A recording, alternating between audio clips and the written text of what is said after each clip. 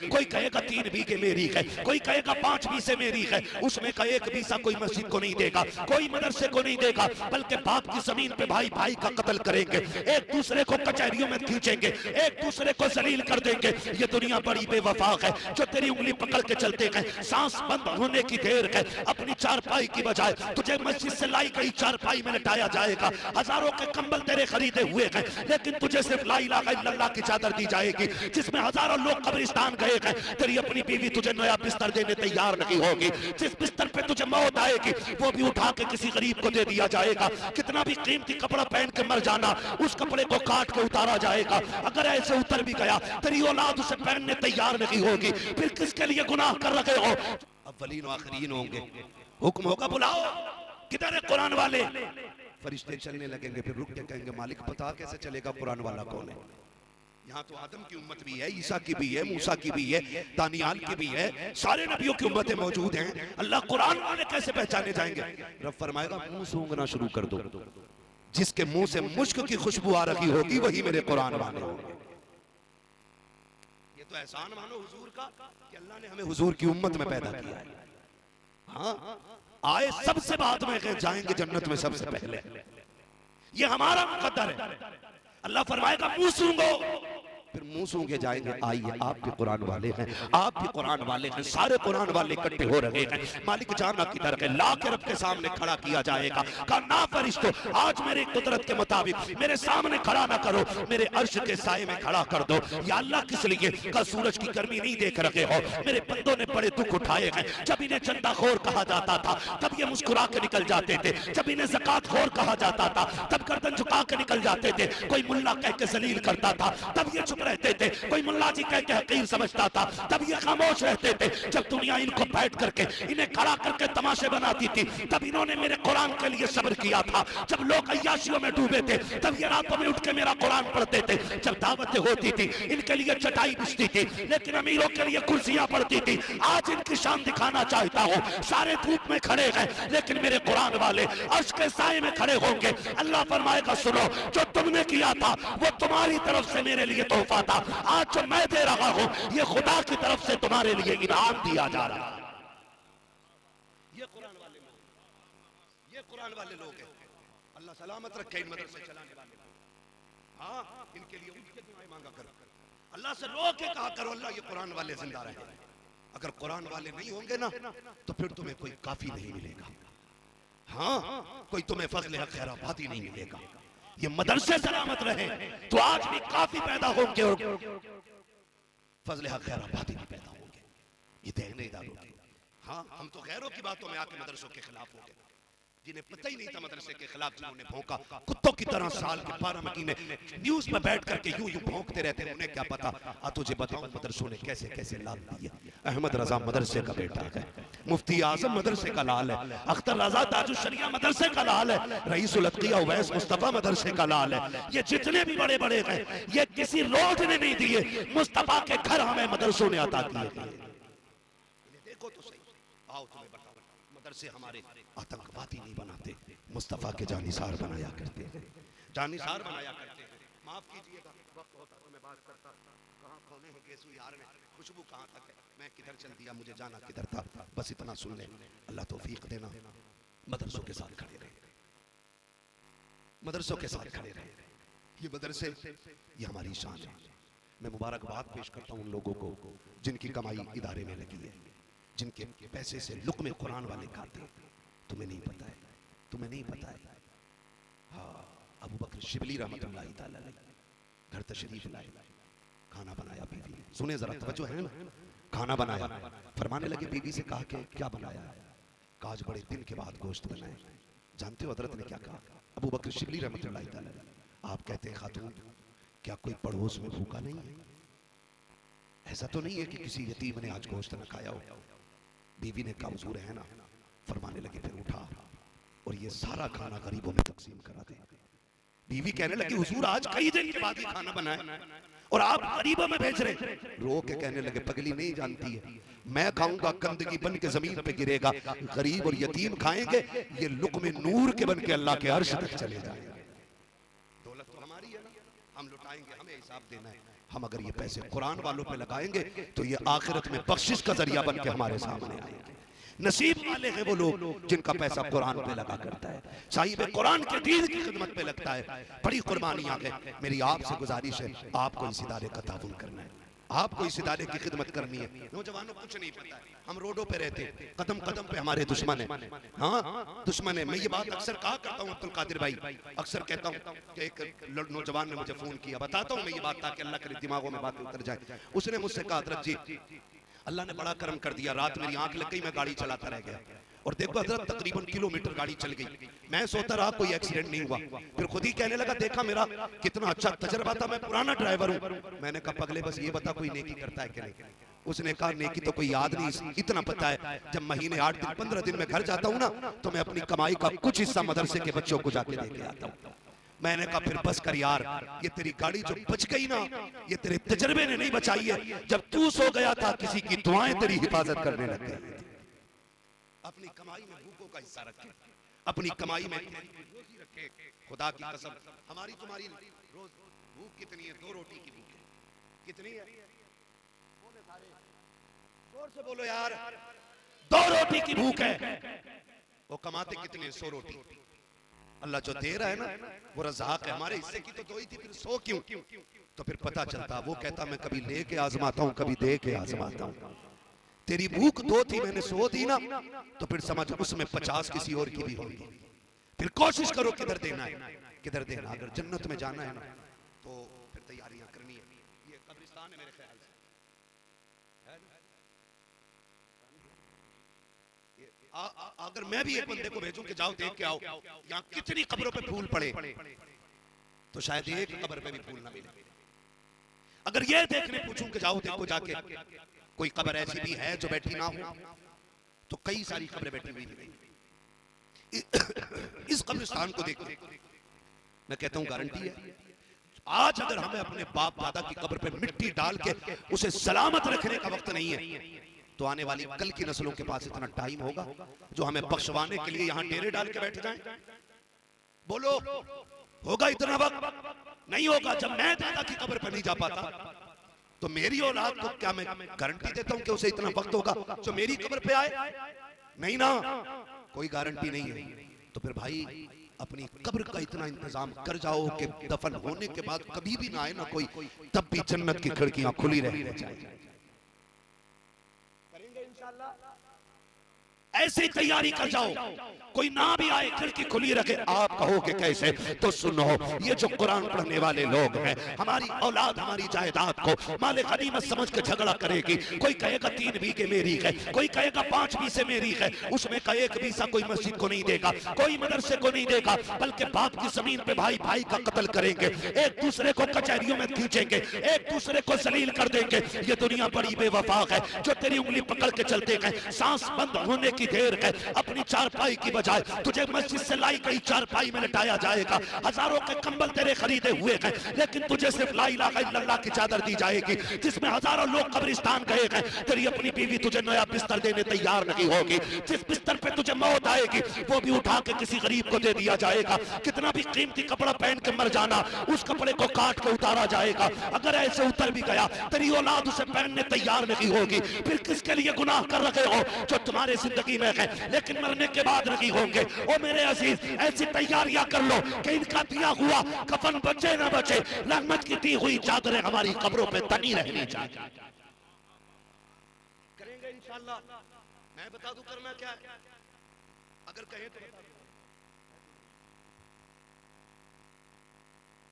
थके तो नहीं है, मुझे पता है 9 बजे से बेहतरीन तो खाया नहीं होगा ना, मगर खैर कोई मसला नहीं है ना। कभी हम रूहानी ग़िज़ाएं खाते हैं, कभी जिस्मानी ग़िज़ाएं खाते हैं। है जब साबिर पाक 12 साल बगैर खाए खड़े रह सकते हैं तो उनके चाहने वाले 12 घंटे बगैर खाए नहीं बैठ सकते हैं। तो भाई खुदा सलामत रखे, मैं करना क्या, असल चीज ये है मैं करना क्या। ये फिर सबको की मौलवी फिर करेगा। तो सुने, कोई बड़ी बात नहीं है, कोई बड़ी बात नहीं है। वजीफा भी है, तावीज़ भी है और डोरी भी है और पढ़ा पानी भी यही है। जो चाहता है मेरे दुनिया के रिस्क का भी इंतजाम हो, आखिरत में भी नेकियों का इंतजाम हो, तो वो ये करे, एक कुरान वाले के रिस्क की जिम्मेदारी अपने सर पे ले ले। एक कुरान वाले का खाना अपने जिम्मे ले ले। और कोई बड़ी बात नहीं, जो महीनों में लाखों कमाते, अगर वो अपनी कब्र के लिए साल में 12,000 दे भी देंगे तो कोई फर्क नहीं पड़ता है, कोई फर्क नहीं पड़ता है। खुदा की कसम, एक बच्चे को पाल लो मदरसे के, अल्लाह कब्र भी ठंडा कर देगा और हश्र में भी आपके साए का इंतजाम करेगा। ये करना है। वो मुझे बात याद आती है, बहुत अजीज, मैं तो मुबारकबाद पेश करता हूं उन बापों को जिन्होंने बेटे कुरान के नाम वक्फ करे। वो माए मुबारकबाद के लायक है जिन्होंने उन लालों को दूध पिलाया है, जिन्होंने बदले में, उस दूध के बदले में 5G 4G मोबाइल नहीं, कंबल नहीं, गाड़ी नहीं, माँ को कुरान का तोहफा पेश करना है। वो बहने मुबारकबाद के मुस्तहिक हैं जिन्होंने इन भाइयों की खिदमत की है जो बदले में हुजूर का दीन सीने में लेके घर जाएंगे। वो बहने मुबारकबाद के मुस्तहिक हैं। बस मैं अर्ज करना चाहता हूँ, बाप था उसे लगन लगी जी, लगनी चाहिए। ये यहाँ से होता है, ये यहाँ से, जो यहाँ से सोचते हैं ना, पड़ गया तो क्या करेगा, 5,000 तनख्वाह है, 6,000 है, क्या करेगा, इससे बढ़िया डॉक्टर बना लो। कुछ ना बना सको पुलिस वाला ही बना लो। जो भी मोटरसाइकिल वाला पकड़ा जाता है 20 रुपए तो दे ही जाता है ना?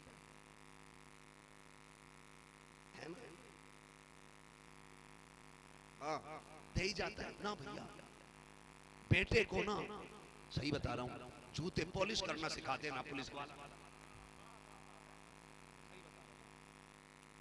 जिसका हो शौक हो जाने, लेकिन मेरी सोच ही नहीं। और सारे भी खराब नहीं होते, सारे भी खराब नहीं होते। वर्दी में सारे गुंडे नहीं होते, कुछ अच्छे भी होते। सही कह रहा हूँ आप। बेटे को जूते पॉलिश सिखाना, लेकिन इस तरह वो अपने नहीं देते। कोई अगर ईमानदारी से ड्यूटी करे तो ऊपर के गुंडे नहीं करने देते नीचे की ड्यूटी। ये हमारी कौम को सोचना पड़ेगा। ये मुल्क किस तरह चल रहा है मेरी समझ में नहीं आता। मैं तो आपसे इतना कहूं, अल्लाह करे ये बात कानून के कानों तक भी पहुंचे। अभी एक पुलिस वाले का बयान मैं कुछ दिन से देख रहा हूं, उसने कहा कि कुछ मुस्लिम बच्चियां जो जेलों में बंद है ना, एक जेलर अपनी अय्याशी के लिए अपने नीचे के लोगों को इसलिए प्रताड़ित कर रहा है कि मेरी अय्याशी के लिए मुस्लिम लड़कियां जेल से निकाल के मेरे बिस्तर पे लाई जाए। ये हमारे साथ हो रहा है। ये सबका साथ, सबका विकास कर रहे हैं। बंद करो ये गुंडागर्दी, और इतना भी मत इतराओ कि पानी सर से ऊपर हो जाए। हम कमजोर हैं, बेगैरत नहीं है। हम मर सकते हैं, बेटियों की इज्जत लुटने नहीं देंगे। मैं इसलिए कह रहा हूं, दुआ करना अल्लाह बेटे को पुलिस वाला ना बनाए। वो रो के कह रहा है या तो इन्हें मुस्लिम बच्चियां लाके दूं अय्याशी के लिए जेल से, और या फिर मैं अपनी ड्यूटी। वो कह रहा मैं खुदकुशी करने जा रहा हूं। ये हाल है हमारे। इसलिए मैंने कहा बेटे को जूते साफ करने वाला बना देना, पुलिस वाला ना बना। दुआएं मांगो, अल्लाह हमारी बेटियां जेल का मुंह ना देखे, हमारी बेटियां जेल तक ना जाएं। ये जा भी हमारे कसूर की वजह से नहीं। आपसे भी मेरी गुजारिश है, कोई कितना भी आपको बहकाए, आपको रोड पे नहीं उतरना। हम संविधान वाले लोग हैं, हम कानून वाले लोग हैं। हम वो काम करेंगे जिस काम से ना मुल्क की तौहीन होगी ना हमारे दीन की तौहीन होगी। वादा करते हैं इंशाल्लाह, वादा करते हैं इंशाल्लाह। कानून भी कोई चीज है, सारे खराब लोग नहीं है, अच्छे लोग भी। उम्मीद करते हैं इस जेलर पे कार्रवाई होगी। और हमारी बच्चियां जो जेल में है, अल्लाह उनकी हिफाजत फरमाए। आमीन कह दो यार, और जोर से कह दो आमीन। हाँ, अल्लाह उनकी हिफाजत फरमाए। तो मैं अर्ज कर रहा था, ये लगन होती है, लगन कुछ बेटों को लग जाती है, कुछ बापों को लग जाती है। बेटे को लगी ना तो बेटा दुनिया जानती है मखदूम माहिमी होता है। हाँ, जिसे खुद की लगन लगी बेटा मखदूम माहिमी होता है, और जिस बाप को लगन लगती है ना वो बेटा नकी अली खान होता है। सारे लोग, मैं अर्ज कर रहा हूँ आपसे, तो एक बाप को लगन लग गई बेटे को हाफिज कुरान बनाना। सुन लिया था कि कयामत के दिन ना, कयामत के दिन जन्नत सज गई होगी, सारे अपने अपने मकामात पे होंगे, तो बहुत ऊपर के दर्जे में कुरान के हाफिज के माँ बाप होंगे। हाफिज कुरान के माँ बाप होंगे, वो बैठे होंगे आराम से, तख्त लगा होगा, गद्दे लगे होंगे, और हाथों में सोने के कंगन होंगे, जन्नती लिबास होगा, टेक लगा के मुत्तकियन टेक लगा के बैठे होंगे, और खादिम गुजरेंगे सामने, बोला इधर इधर जी पानी चाहिए? कहा नहीं। शरबत चाहिए? कहा नहीं। फ्रूट चाहिए? कहा नहीं। फिर क्यों बुलाया? कहा हमारे बेटे भी तो थे ना, वो किधर है? कौन बेटे? का एक को हाफिज बनाया था, एक को कारी बनाया था। वो कहेंगे ठहरे। वो खातिम कहेंगे अल्लाह ये जो जन्नती है ना, ये अपने बेटों के बारे में पूछ रहा है। रब फरमाएगा इसको बता दो इसके बेटे नीचे वाले दर्जे में। किधर? नीचे वाले दर्जे में। रो के कहेगा अल्लाह मैं ऊपर के दर्जे में, मेरा बेटा नीचे के दर्जे में। मैं तो कुछ भी नहीं अल्लाह, मैं तो हल चलाता था, मैं कभी मदरसे नहीं गया, मैं मजदूरी करता रहा, मैंने कभी कुरान नहीं पढ़ा अल्लाह, मैं तो ईंटें उठा के फिरता था, मुझे कभी कुरान पढ़ने की तौफीक नहीं हुई अल्लाह, मेरा बेटा नीचे कैसे और मैं ऊपर क्यों? रब फरमाएगा चाहता क्या? कहा बेटे से मिलना है। हुक्म होगा फरिश्तों इस बाप को नीचे न लेके जाना, इसके बेटों को नीचे से ऊपर लेके आना। ये इज्जत दी जा रही है कुरान के कारी के बाप को, का इसे नीचे नहीं लेके जाना बल्कि बेटों को ऊपर लाया जाए। जब बेटे आएंगे बाप बेटे मिल के बैठेंगे, कहेंगे या अल्लाह अब तो बता दे मुझे जन्नत क्यों दी? का तेरे बेटे की वजह से, का जिसकी वजह से मुझे जन्नत मिली है, इसका मकाम नीचे किस लिए है, मेरा मकाम ऊपर क्यों है? रब फरमाएगा बता जब तू दुनिया से आया था तेरा बेटा कितने साल का था? वो कहेगा मालिक ये 20 साल का था। फिर बेटे से पूछा जाएगा जब तू दुनिया से आया है तो तू कितनी उम्र पा के आया? वो कहेगा मालिक 50 साल। का बाप बेटे के बगैर कितने साल गुजारे हैं? वो कहेगा मालिक 30 साल। अब रब बाप से कहेगा तुझे पता जब तू आया था तेरे अमाल खाली थे, हाथ खाली थे, लेकिन तू नहीं जानता कि जब तू दुनिया से आया था तू तो दुनिया से चला आया। तेरा बेटा रमजान के महीने में रोज मुसल्ले पे खड़ा होता था, रोज अलहम्द पढ़ता था, रोज कुरान की तिलावत करता था। जैसे जैसे ये कुरान के कलमे ज़बान से अदा करता था वैसे वैसे मैं तेरे दर्जे बुलंद करता चला गया। 30 साल हो गए तेरे बेटे ने किसी महफिल में जाके अल्लाह का नाम लिया, रुतबे तेरे बुलंद किए गए। तेरे बेटे ने मिंबर पे बैठ के नबी का नाम लिया, रुतबे तेरे बुलंद होते रहे। तेरे बेटे ने मकतब में बैठ करके बिस्मिल्लाह पढ़ाई, रुतबे तेरे बुलंद होते रहे। बता मैं तुझे नीचे क्यों रखता जब तेरी बुलंदी तेरे बेटे की तिलावत की 30 साल की मेहनत है। सुन हम जमाने को बताना चाहते हैं जो कुरान वाले होते हैं उनकी भी शान अलग होती है, जो इनके बाप होते हैं उनके भी रुतबे अलग हुआ करते हैं।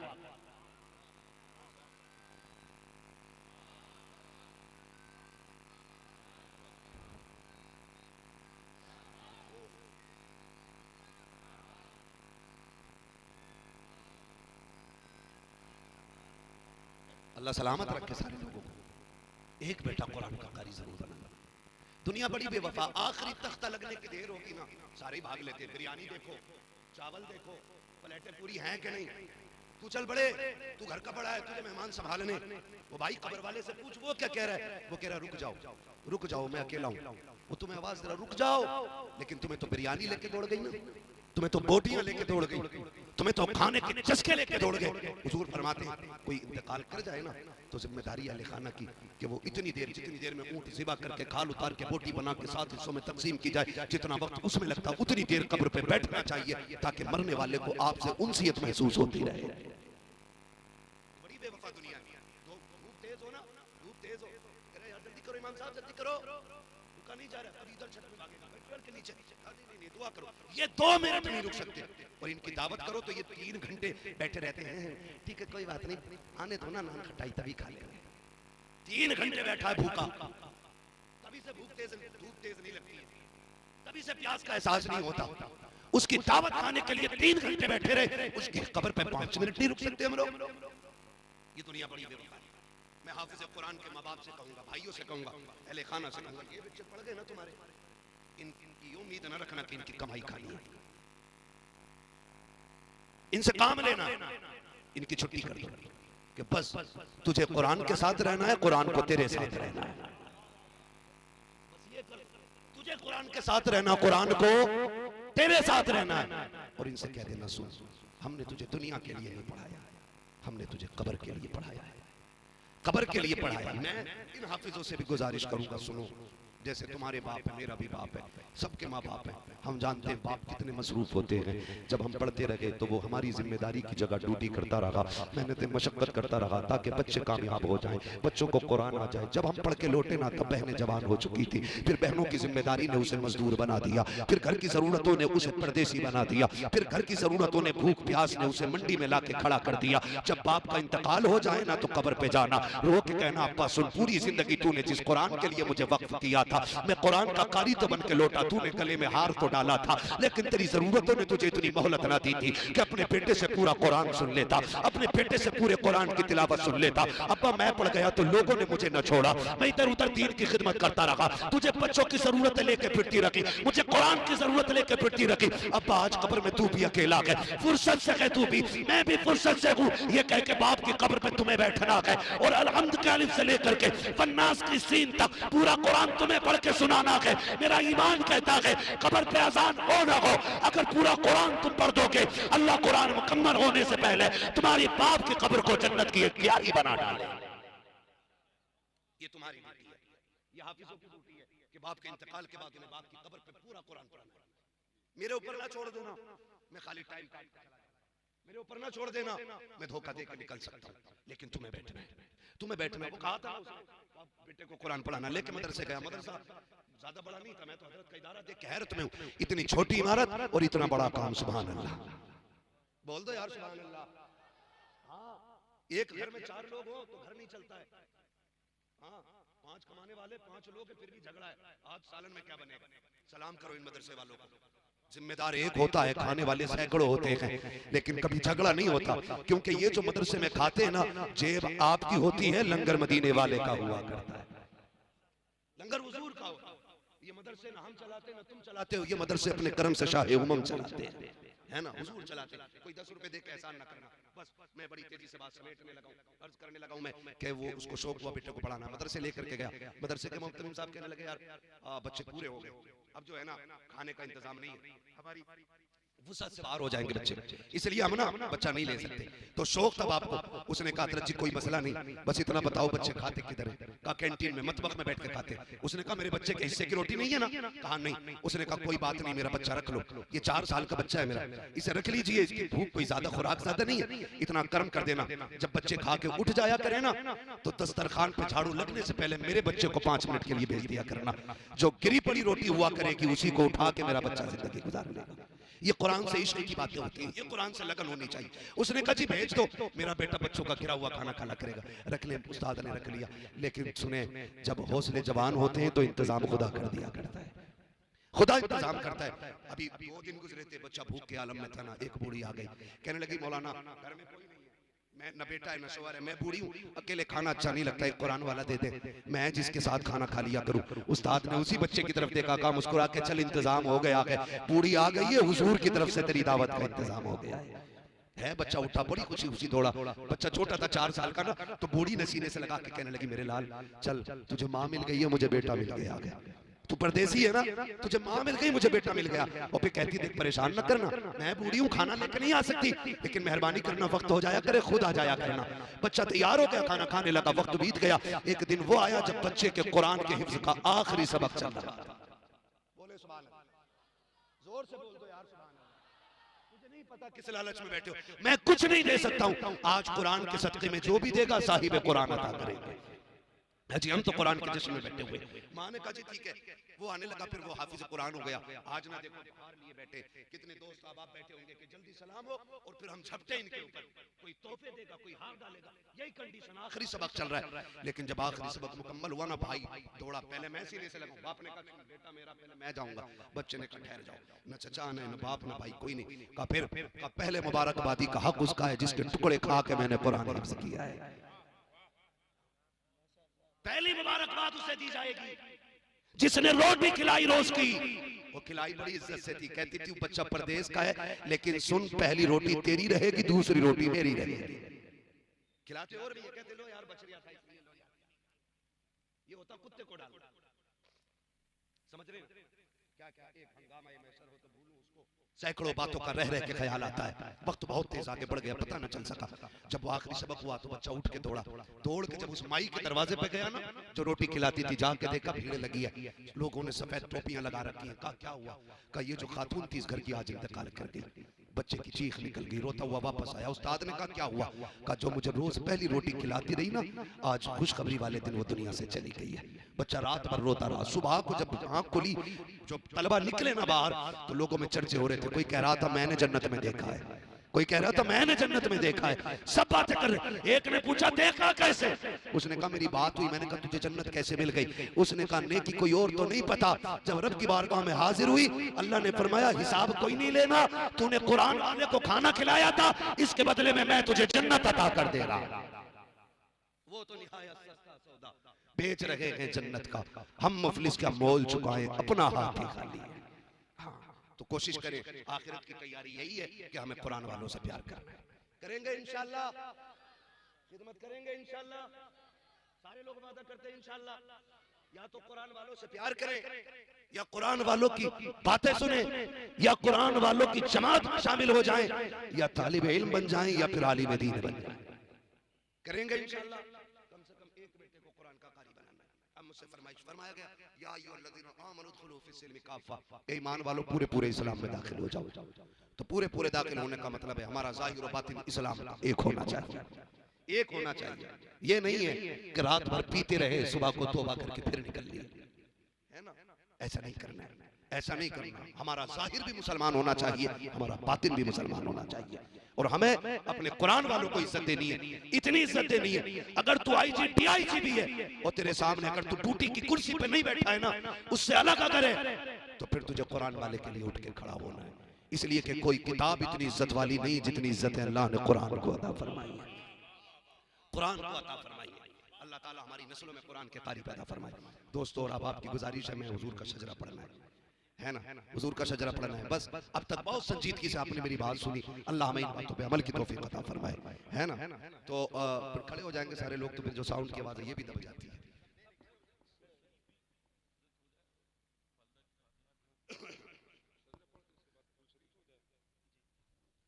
तो बड़ा मसला हो जाता है। खड़े हो जाओ, ऐसे ही गुर्दे पे।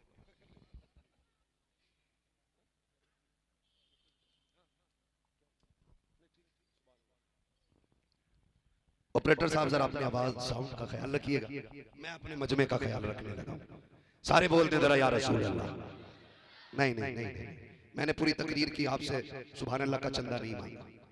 मेरा मिजाज अलग है, मैं समझता हूँ बंदे के बाद दिल से निकलती है तो सुभान अल्लाह खुद ब खुद निकल जाया करती है ना? वो घोड़ा ही क्या जिसे सांट मार के लगाया जाए। घोड़े वो मजबूत होते हैं जो चने खा के पलते बढ़ते हैं, धक्का दे के आगे नहीं बढ़ना।